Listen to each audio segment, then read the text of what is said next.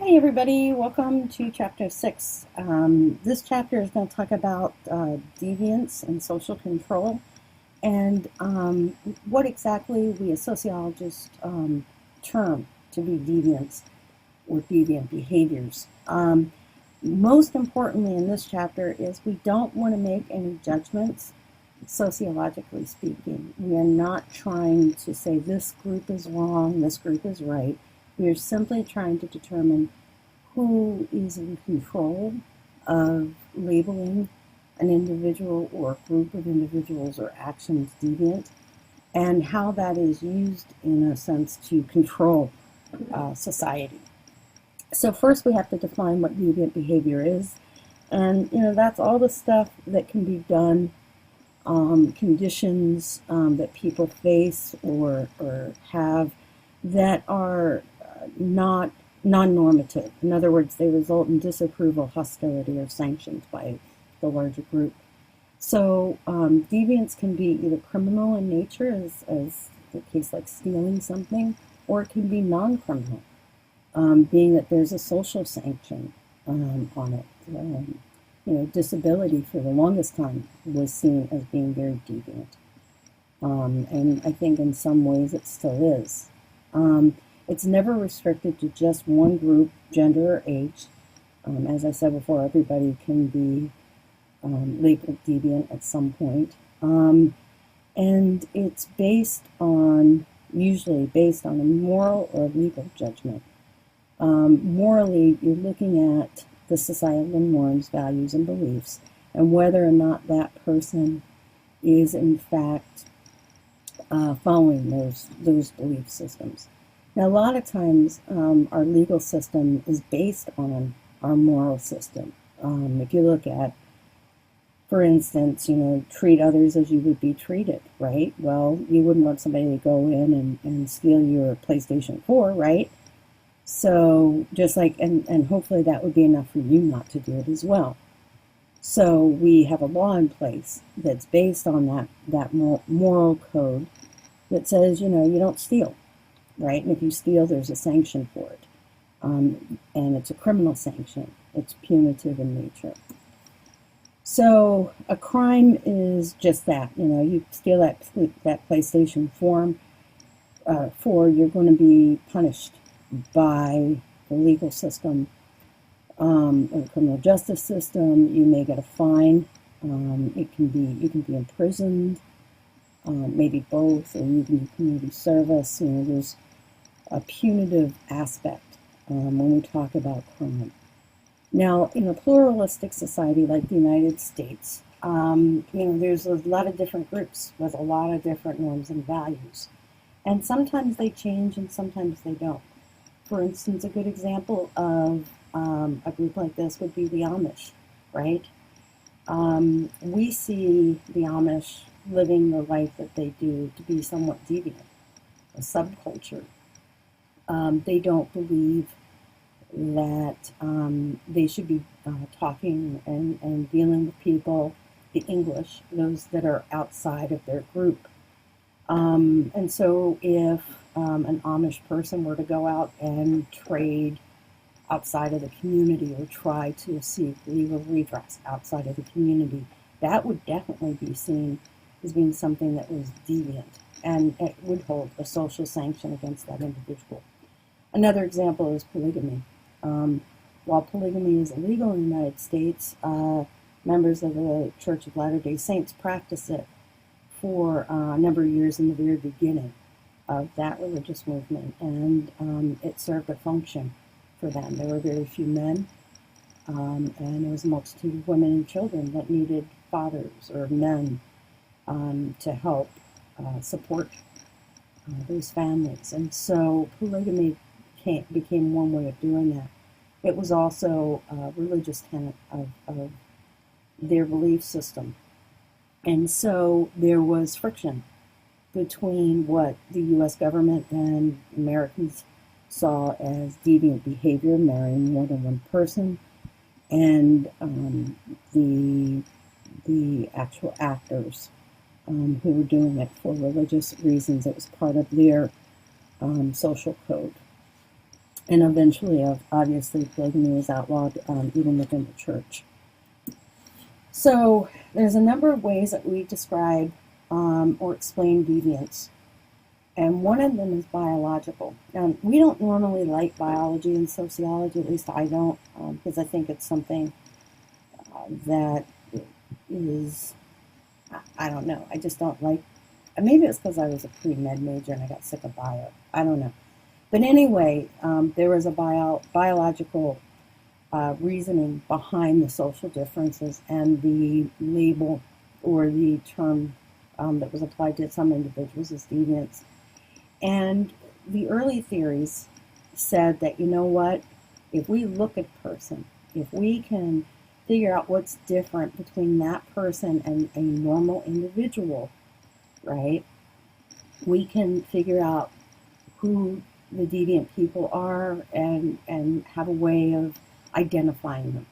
So one way, a very popular way this was done was through the study of phrenology. And that was where you would take, or scientists would take the skull of someone that was normal. And of course, these normal people were white males of means. They were, non-deviants in society. And they would measure all these different parts of the skull. And they would look for bumps and crevices and all this other stuff. And then they would take the skulls of criminals and African Americans, and they would compare them. And they would say, oh, look, these don't look like the white male of polite society. So these individuals, obviously there's something wrong with them. They're not like this model type that we see in front of us. So they were considered to be deviant. And this kind of led to the belief in atavism.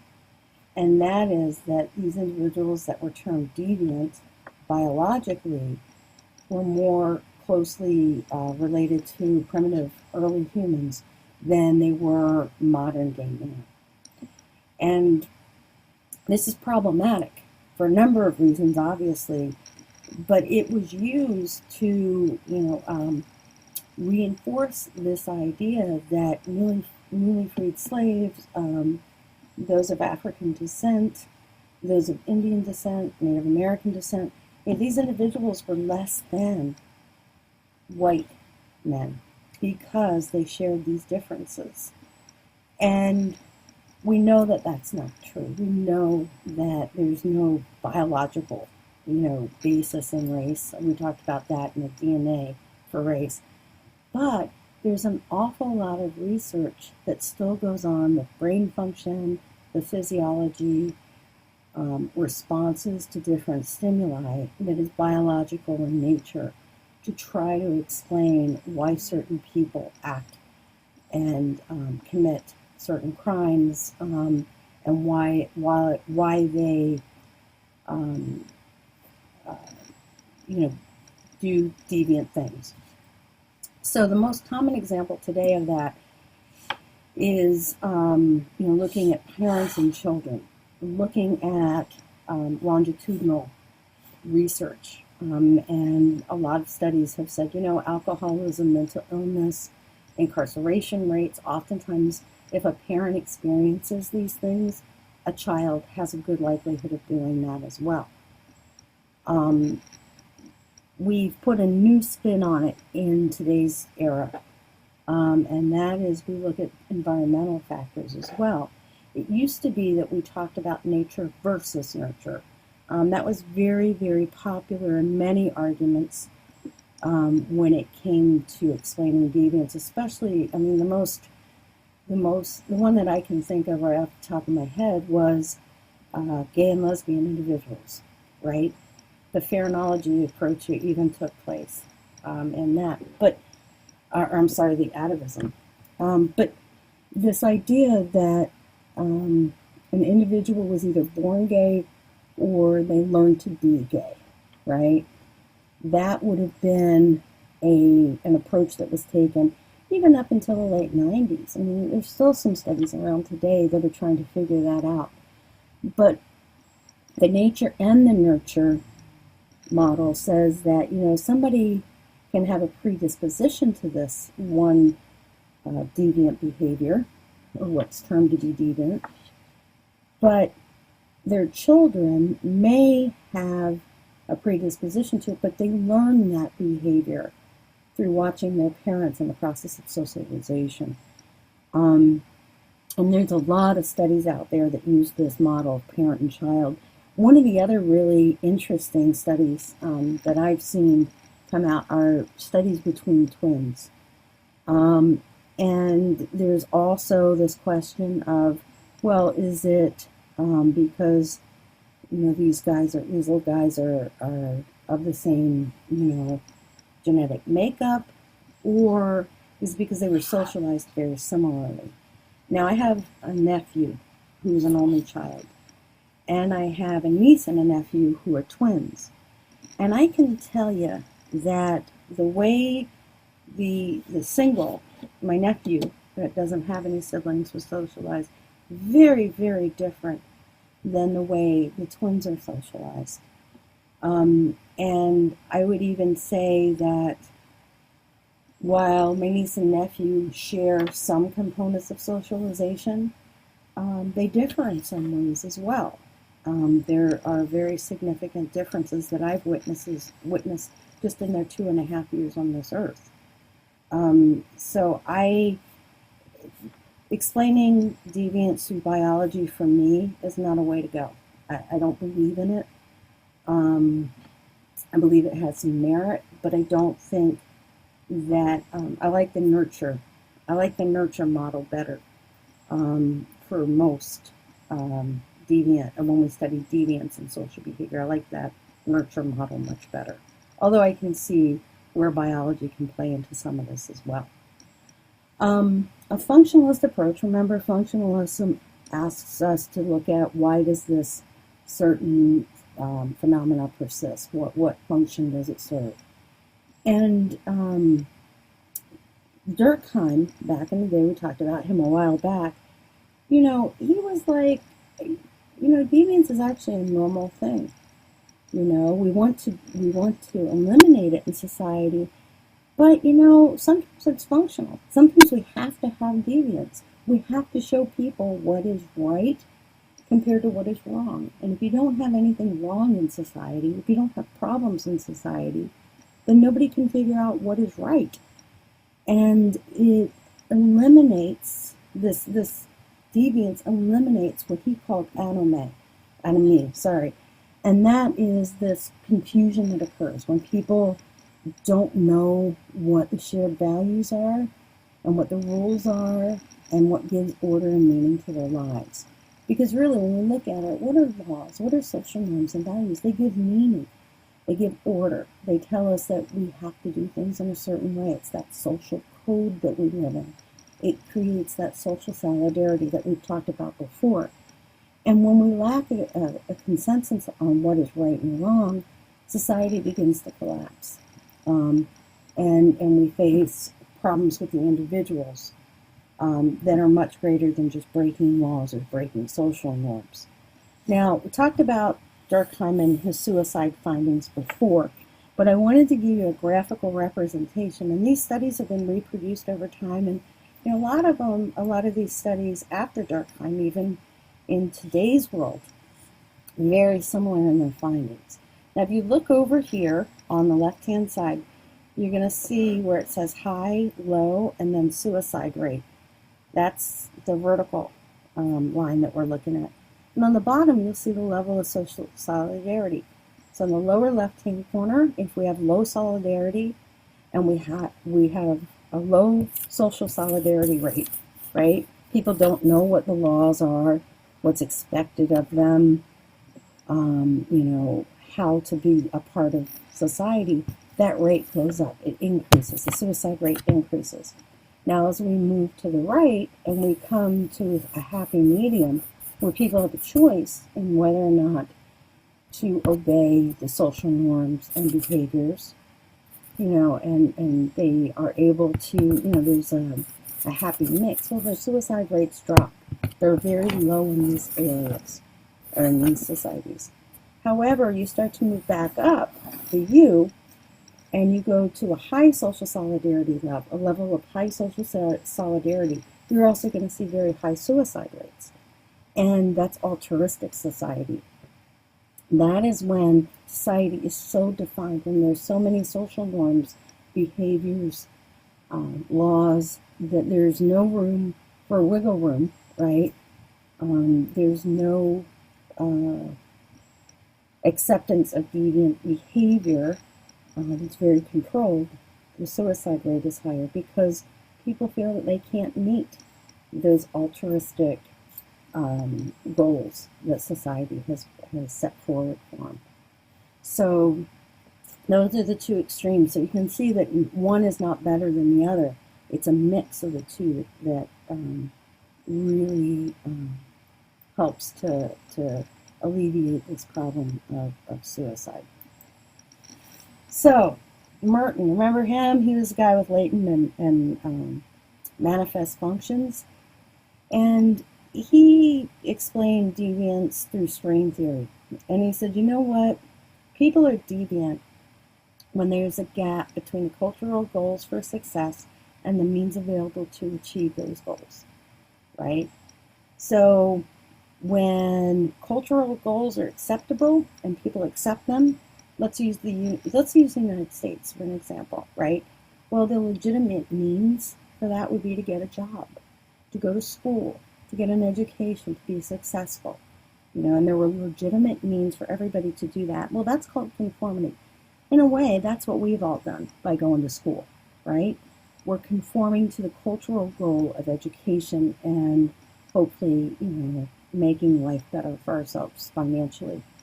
Now, innovation occurs when the cultural goals are accepted, but the legitimate means are rejected. So let's go back to education for a second. We all want an education. We want it to be great, and there's a real desire to do that. But legitimate means, well, they're not really accepted when you take classes online, or programs like, and I hate to say this, University of Phoenix. I work, as you know, for Cal State East Bay, and it's not seen as a real institution because it's not legitimate by those who define legitimacy, right? I have a good friend of mine that is going through their EDD program, and it is very rigid, very rigorous. But he is not seen as legitimate because his program's not through a traditional 8-year program, okay? Now, when we go to ritualism, right, we are starting to move away from the rejection of cultural goals, right? And we're moving towards legitimate means. The goal that gap is starting to get wider and wider. Okay, and finally, rebellion is really what the anonymous video is talking about. The cultural goal is to play by the rules, to not hack into people's private information. Well, they have said, nope, that's not the way we're going to do this, right? We're not going to do it. And so we are going to substitute going to each of these companies and trying to convince them that their systems are inadequate, their security is inadequate, and we're just going to go ahead and totally blow it out. We're going to take them down. We're going to make sure that everybody in the world knows how bad their security systems are, right? Well, that's not a legitimate means to do that. So in that movement, deviance is high. So if we rated these on a scale of highest level of deviance and lowest level, conformity would mean that there was, the lowest amount of strain. Rebellion is the highest. Okay, make sense? I hope so. And then riffing off of Merton was Cloward and Nolan. And notice these cats were only about 10 years apart, but think about the United States and what they went through in the 50s and then what was going on in the early part of the 60s, right? They came up with opportunity theory. And they said that people are not only going to differ in their reasons for acting deviantly, but also because they have the opportunity to do so. So in society even today, it is socially unacceptable to deal drugs, right? Well, if you are making 6 figures a year as an executive, there's not much motivation to sell drugs because you have enough money to live on, right? And the social cost, going to jail, losing everything, is much, much higher than if you live in a poor neighborhood and don't have a lot of money and see this as an economic opportunity, right?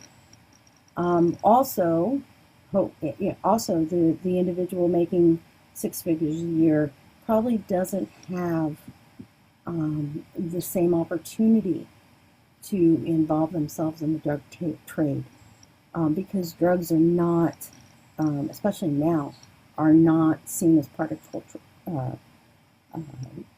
corporate culture. Now, don't get me wrong, all right? I'm not naive to think that everybody that makes 6 figures is not doing, illicit drug use, right? I'm not that naive. But, there's a much greater risk when you sell drugs than there is when you're using it. Even the social penalties are lower for using as opposed to selling. So this opportunity theory takes those things into account. Now, Gottfredson and Hershey, 30 years later, they came up with control theory. And control theory is when deviance comes from the social bonds and connections that we have to others. So if we belong to a community that has very strong social bonds, who disapprove of socially deviant behavior, it'll prevent us from engaging in those behaviors because it's strong. The willingness to conform, the desire to be a part of the group is much greater than losing that connection to the group. This is really true of religious organizations, churches, synagogues, mosques. People that are heavily engaged in these groups tend to not want to lose those social bonds, and there's a lot of checks and balances. A friend of mine once told me, it's like I can't do anything wrong. Everybody in the church knows me. My parents have found out, right? So there's this huge willingness to conform. You don't want anybody to disapprove of you. And those individuals that really don't have those strong social bonds really don't care about the social consequences of deviance. What do I care if I get caught? It's not going to hurt anybody but me, and if it makes my life better, then hey, I'm going to go for it, I'm not going to worry about society turning their back on me because in a lot of instances, these individuals feel that society already has. Okay? So, yay, conflict theory, yay. This one makes a lot of sense to me. I mean, the other ones do too. But I think conflict theory is really great in explaining deviant behavior because it talks about subculture theory. That came from Selin all the way back in 1938. He studied youth gangs I think it was in Boston and New York.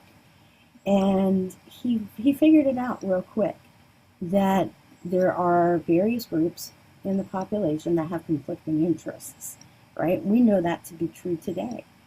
You have individuals that commit crimes or act in a deviant manner because it's the norm, right? It's the way it is.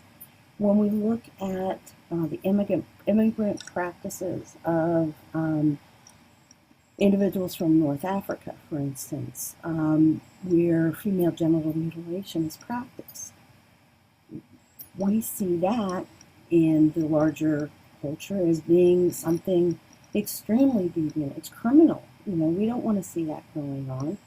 However, within that subculture, it is perfectly normal, and it serves a purpose. It's not just to do it. It's not just religious in nature, but there's a social purpose to it as well. And then, subcultures also look at groups like white supremacists. I think most people in California, at least in the Bay Area, would say that, it's not okay to think that the white race is supreme over all the others, and that we have a divine right somehow to rule the world. I mean, that's so crazy, huh? As someone coming from the dominant culture. But in the subculture, that's not the case. White supremacy groups truly believe that, and would believe that we, as non-believers, are the subculture, right? We are the deviants. And you can really see that if you look at Germany in pre-World War II. That's an example of where the subculture became the dominant culture. So it flipped. And now these groups are in hiding. They're now the subculture in that society again. Class domination theory. Yay, I love this one. And that says that those in charge have the power to name, right? They're the ones that get to say who's deviant and who's criminal. So the example that your books give is that, with capitalist state, it requires labor, private property, and a regulated marketplace. Well, the deviance to that is stealing, not being, not going in and paying something and paying for someone's goods or services, right? And it is all about the upper class, in the case of capitalism, determining who is less than, who is the criminal. And the anonymous movement is a really, really good example of this. Think about what you heard in that video. I mean, really, they're about the right to equal access on the internet. They're about equity in the system. They're about making sure that people have personal rights as opposed to corporate rights. They're involved in, not only were they involved in the 99% in the Occupy movement, in the internet freedom movement, but they also have a presence at the new movement, or the, I should say the new movement, but the rising movement of equity. And they're showing up in Missouri, in New York. We saw them in Florida and at the Trayvon Martin trial. So class domination theory would say that the anonymous movement is deviant because it doesn't believe in private property or in regulated marketplaces. It's trying to change that system.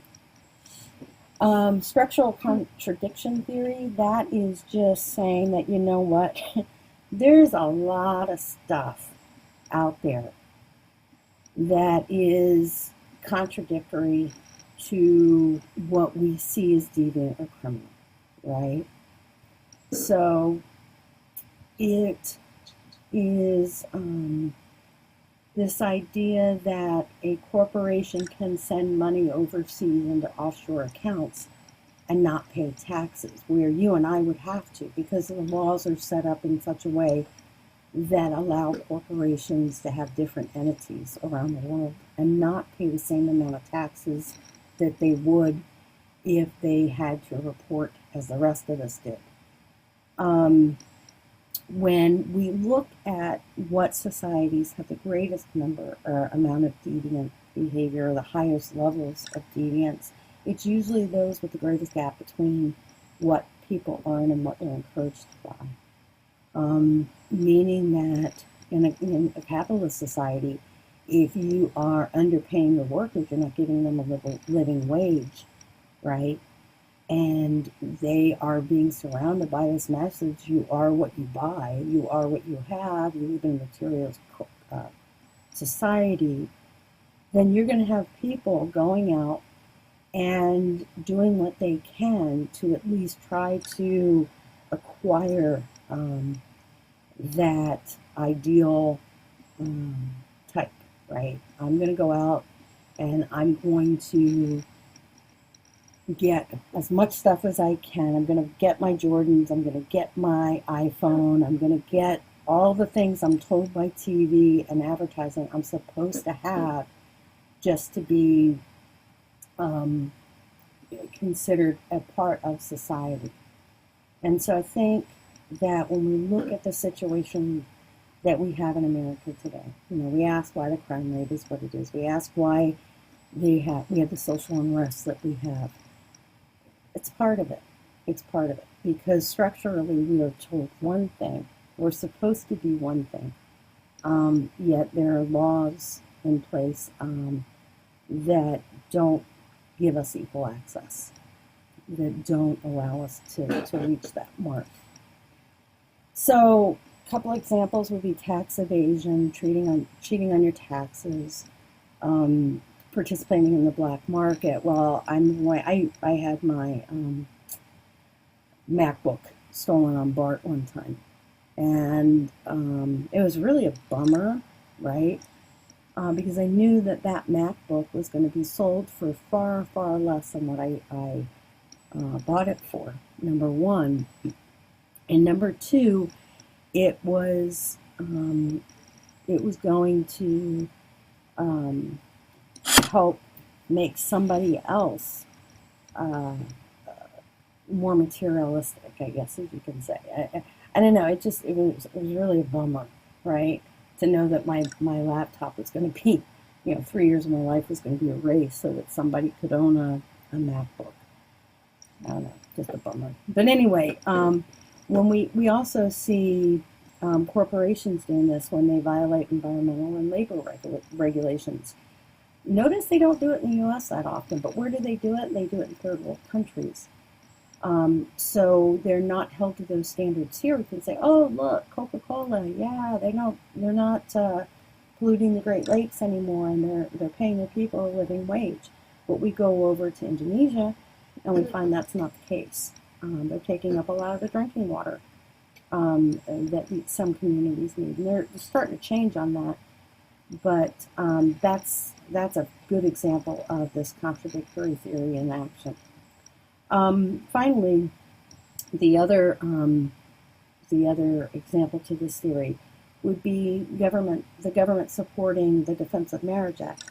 Now, in the United States, we're guaranteed that everybody has equal rights and that everyone gets to share in shared governance, and we all get to do what we do. And there's structural pieces in play, like the tax code. You get a pretty good tax write-off when you're married, and when you buy a house, right? And you have a partner. Yet there's a systematic law in play federally that whether or not the state recognizes gay marriage, the federal government does not. So you don't get to take advantage of those same perks to being married, if you want to call that perks. A couple of friends of mine that are married, there's no perks for being married, but there is. So anyway, we go to feminism now, right? This is the next theory. And feminists look at all this stuff and they go, you know what? Most of the stuff is done about males, and it's done by males. All this research, all the big names that talk about deviants, they're talking about guys. And that is deviant in itself, right? Because we want to look at female deviant behavior. What about women that have children in wedlock? Lots and lots and lots of women are doing that now, especially professional women who decided to put a career on hold.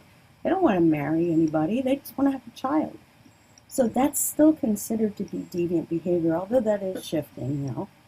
But, why is there no female perspective on these issues? Very, very, very little work has been done.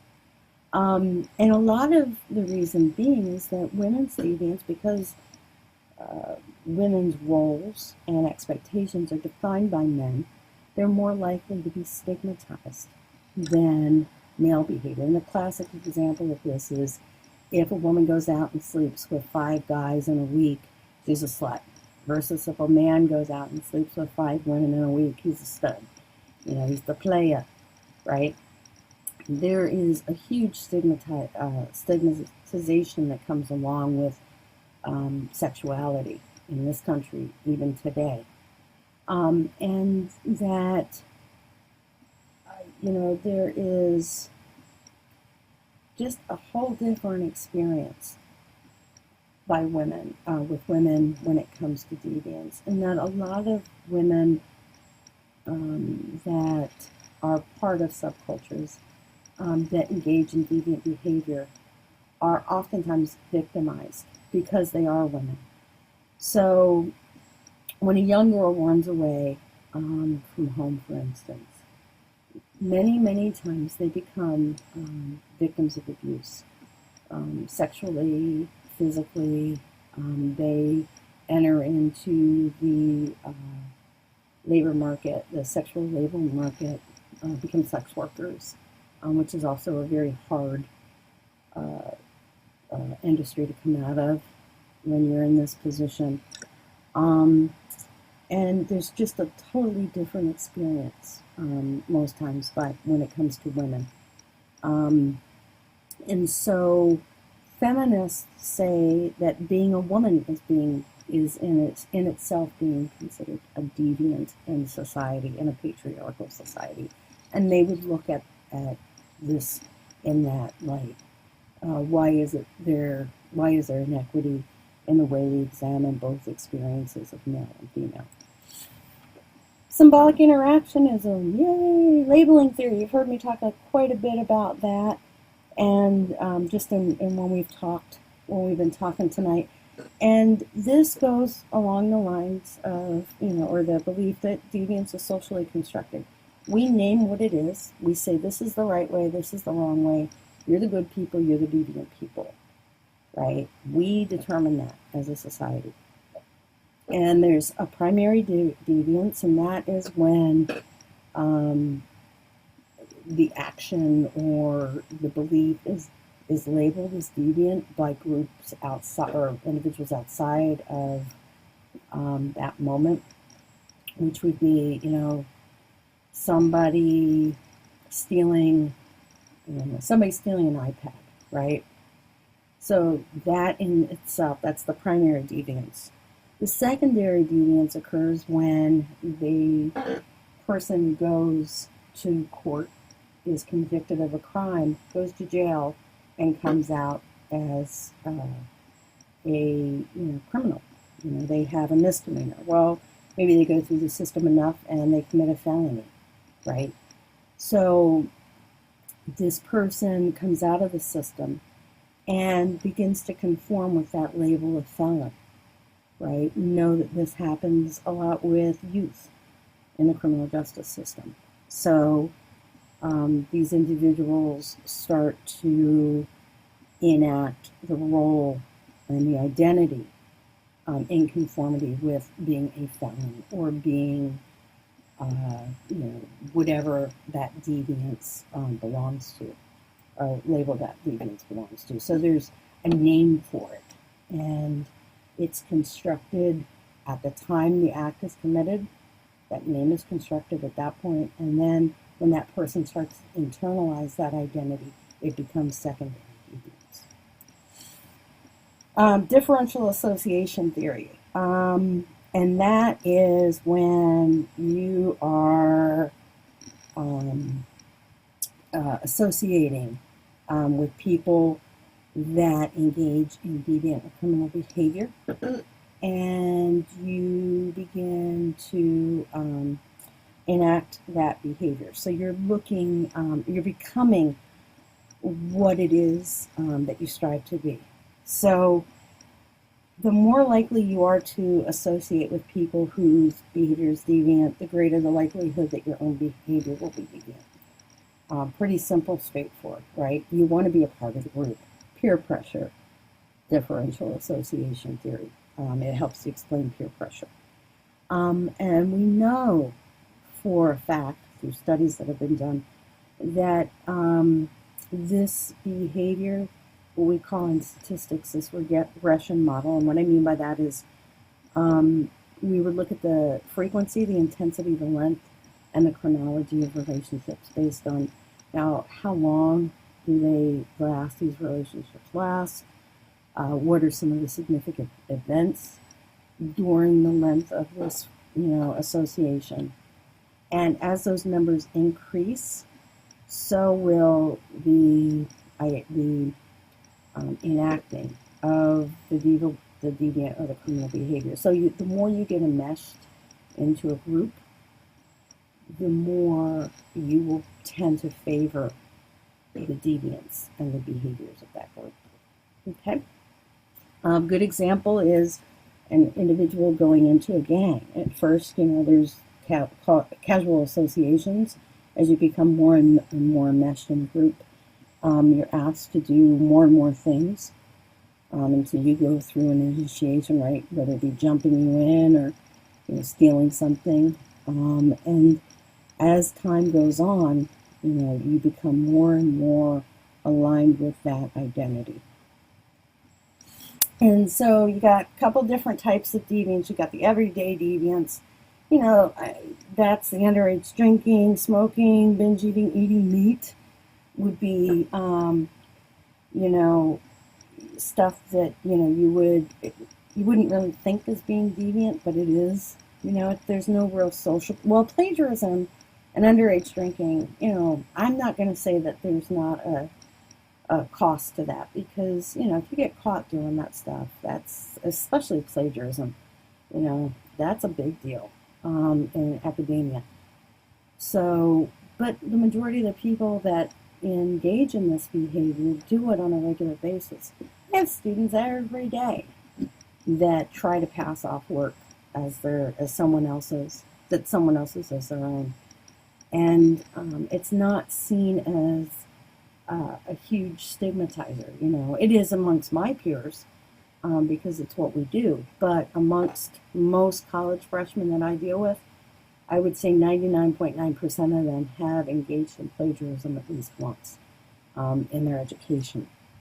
There is also sexual deviance, and that can be sexual orientation, sexual practices, and sexual identity.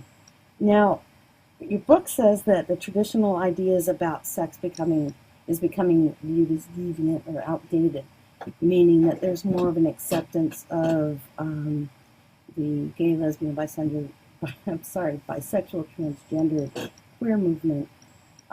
There's more acceptance, so that the traditional idea of heterosexuality is becoming viewed as deviant, if you think that is the way.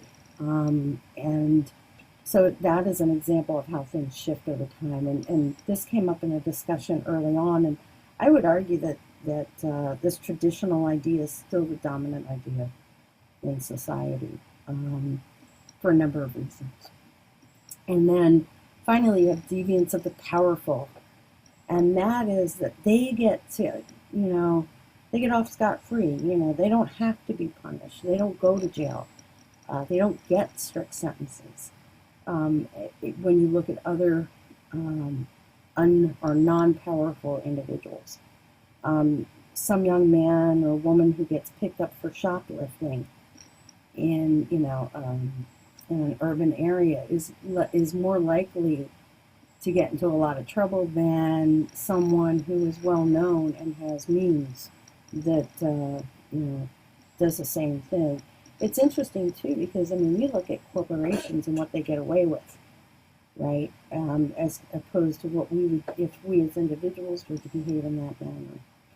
Bernie Madoff, I think, is another example they give in the book of this deviance of the powerful.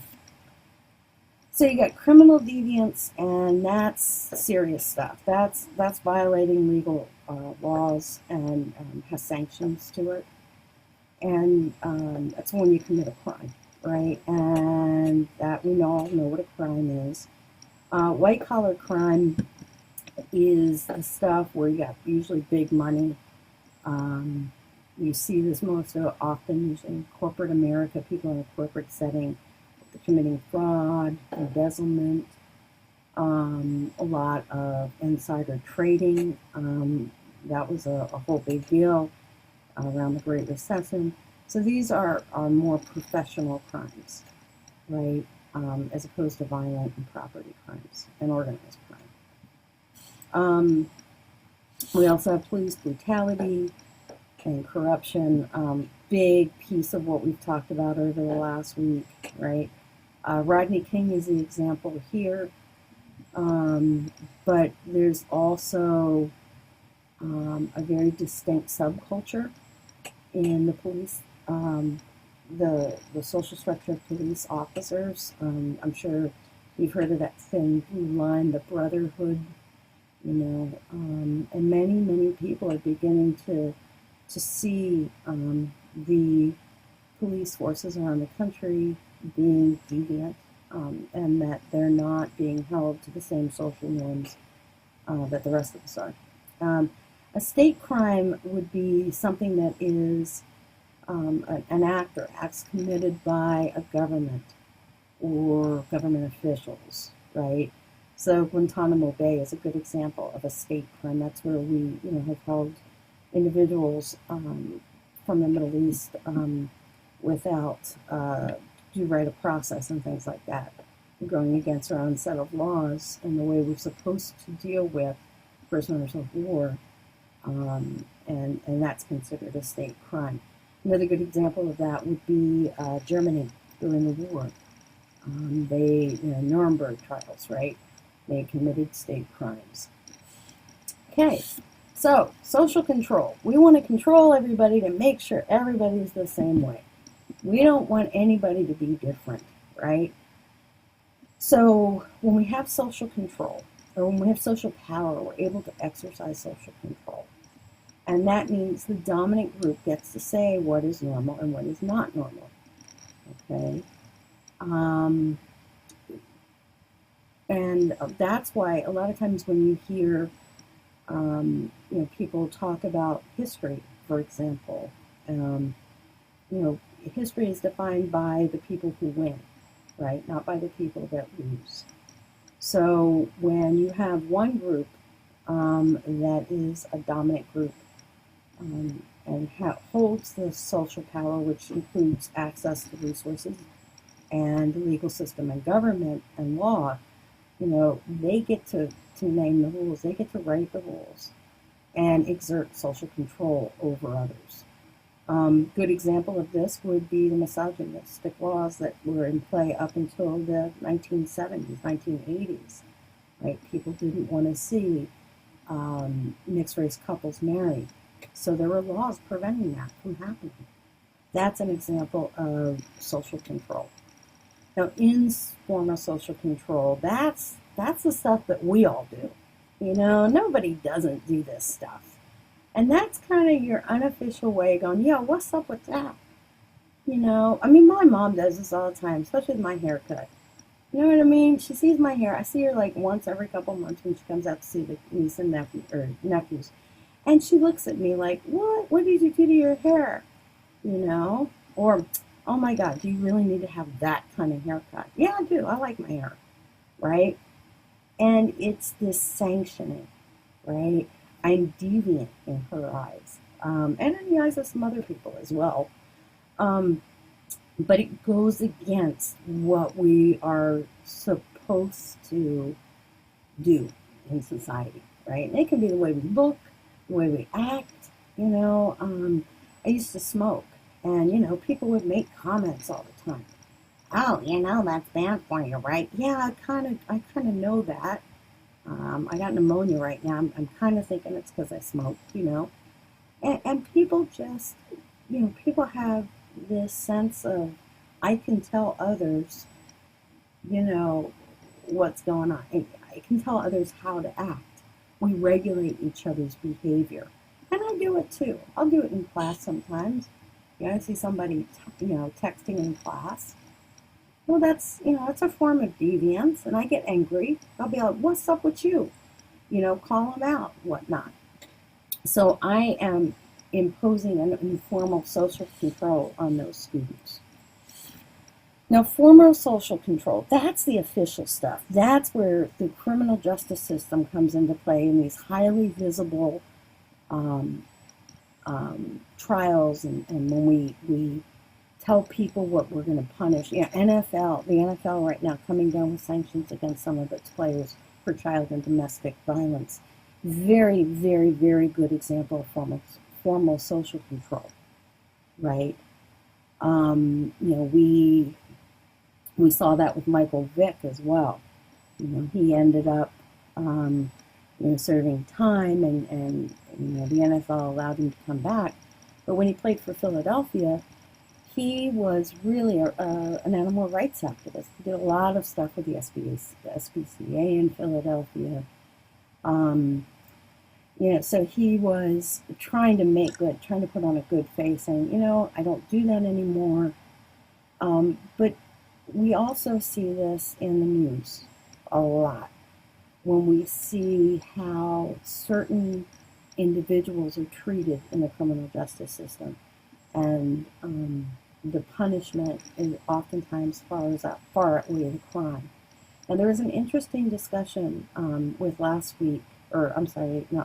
last chapter, when we were talking about this idea of who gets to name what. And sorry, I'm looking back on my notes here because I actually wrote it down. When we were talking about all that stuff in chapter 13. I'm sorry, I can't think of it right now. The state and power and control, who controls what, right? And when we talked about racial segregation, when we look at cases, and I want to use, because we're in the Bay Area, I want to use the Oscar Grant case for a moment. We saw the entire process laid out here in the Bay Area, at least. When you shoot a man, you take a man's life, well, you're visibly punishing another person, right? It was a BART police officer punishing an individual, a man of color, for not conforming to the social norm of acquiescing, right? Giving up his own control. He was resisting arrest, allegedly, right? So that in itself was a way for the state, for the government, for the system of the legal system to say, if you don't, if you continue to resist, you're going to pay for it. You're going to lose your life, right? That's the message that's out there with all these other different cases going on, with Michael Brown and just all these cases that have come to the media's attention in the last year and a half, 2 years. And it also sanctions certain behaviors, right? And this is where the problem lies with a lot of the protesters. This is their argument, that you are sanctioning the killing of men of color by not prosecuting individuals, these officers that are sworn to uphold the law. And you're visibly punishing men of color by shooting them, killing them in the streets when they don't conform. So in order for this formal social control to work, there has to be a specific law prohibiting the act and a specified punishment, right? So there is a specific law that says, when a police officer comes up and tells you to, get on the ground, you do it, or, whatever the case may be, okay?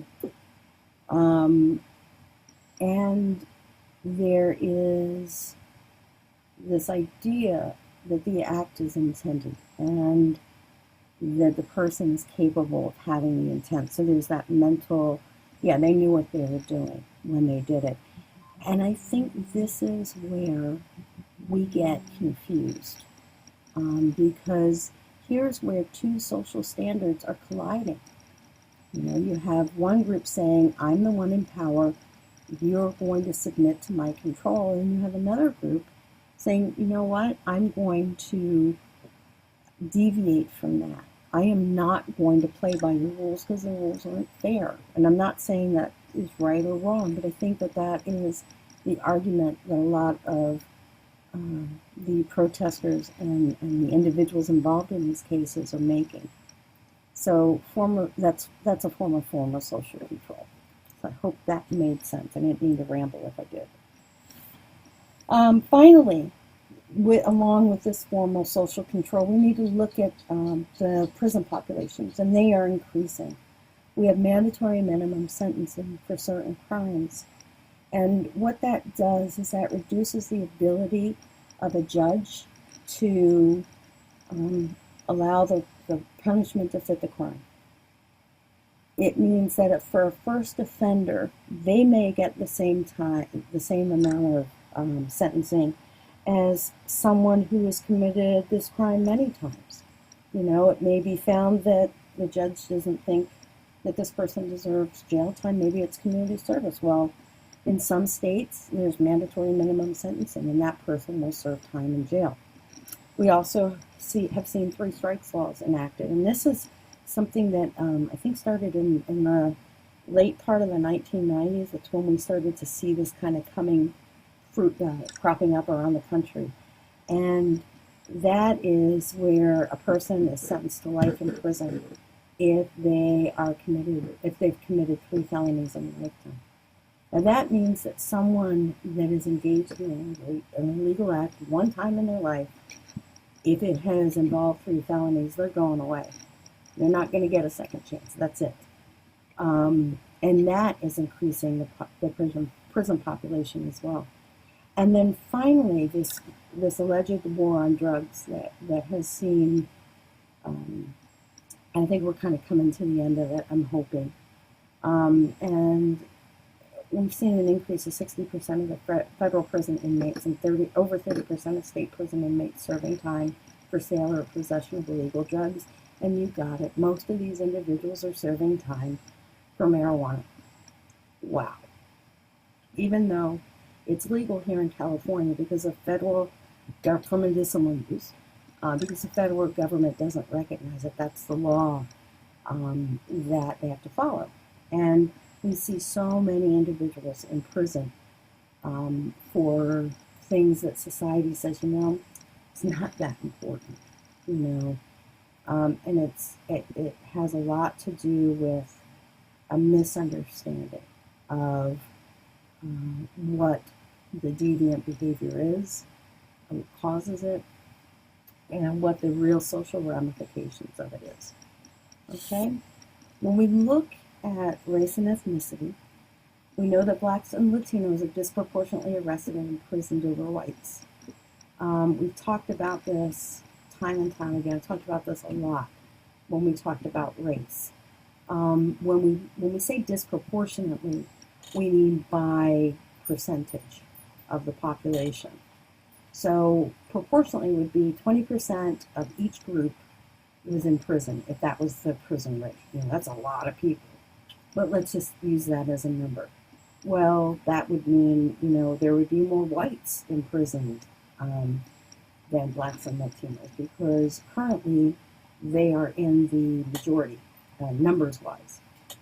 Okay, so part of the reason why we see this disproportion is because the war on drugs focused on poor neighborhoods in the inner city. They didn't go out to where people were using the drugs. They went after the people selling the drugs. A form of stereotyping, right? It's easier to sentence somebody that doesn't have legal representation on par with someone that can afford good legal representation, right? And these neighborhoods are watched in a lot of ways. because they're crowded, because there is, the life in the inner city is not usually easy. Urban neighborhoods tend to have a lot of economic disparity. And so police attention tends to go in that direction as opposed to a more dispersed suburban neighborhood. And finally, we know that there's discrimination that takes place in the sentencing system because more whites are arrested for crimes annually, but people of color are more likely to actually serve the time in prison or in jails. So even though proportionally whites are arrested for crimes, their sentencing is disproportionately over time, or disproportionate, as opposed to blacks and Latinos. Okay. All right, my friends, that is it for deviance and social control. I'm going to put up the discussion board here in a few minutes. Please, if you have any questions, ask them, and have a good one. And we'll talk to you soon. Thanks again.